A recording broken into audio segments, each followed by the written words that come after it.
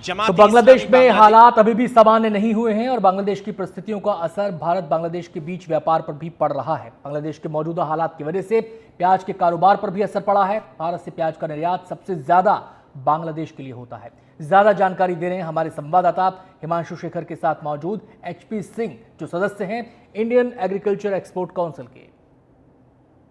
पहला सवाल है कि प्याज के निर्यात को लेके जो एक्सपोर्टर्स हैं वो तनाव में है, क्योंकि एक पेरिशेबल आइटम है।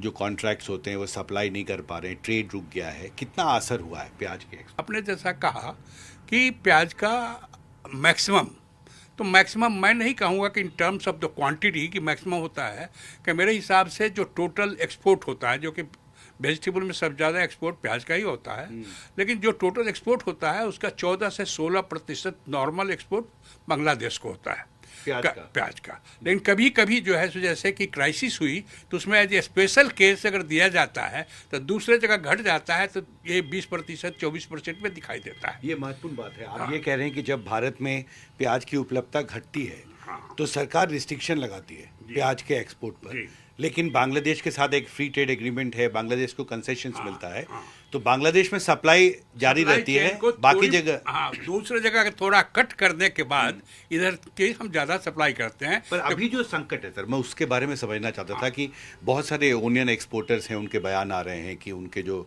कॉन्ट्रैक्ट थे, जो वो सप्लाई करते थे, वो सब रुक गया है, पेरिशेबल आइटम है, बहुत नुकसान हो रहा है। देखिए, डेफिनेटली है, कभी कहीं पे भी इस तरह की क्राइसिस होती है तो सप्लाई चेन डिस्टर्ब होता है। यही क्यों, जब अब कोरोना आया तो कितना ज़्यादा आपका डिस्टर्बेंस हुआ, सप्लाई चेन पूरे विश्व में डिस्टर्ब हुआ। अब क्राइसिस वहाँ पर है तो वहाँ पर भी तो डिस्टर्ब तो होगा। अब उनको भी तो खाने के लिए चाहिए ना। तो अब जो आने वाली गवर्नमेंट है 2-4 दिन में वो सोचेगी कि क्या करना चाहिए हमको। अब भारत भी सोचेगी कि क्या करना चाहिए हमको, सप्लाई उनको देना चाहिए और वहाँ की गवर्नमेंट को सोचना पड़ेगा लेना चाहिए, नहीं तो हमको अल्टरनेट मार्केट देखना पड़ेगा। अल्टरनेट मार्केट में भारत में भी तो इतना बड़ा पॉपुलेशन, भारत में मार्केट का प्रॉब्लम क्या है। और सबसे बड़ी चीज़ जो है, एक्सपोर्टर को प्रॉब्लम नहीं होने वाला इसलिए है कि इसको अगर स्टोर करेंगे, क्योंकि इस बार वैसे ही प्रोडक्शन प्याज का कम हुआ था, इसलिए आपने देखा कि अप्रैल के महीने में ही रिस्ट्रिक्शन होना शुरू हुआ ना। तो अब क्या है कि अब तो आया है क्राइसिस का समय। आप सब जगह देख रहे हैं कि महाराष्ट्र में बारिश हो रही है, उधर जो है गुजरात में बारिश हो रही है।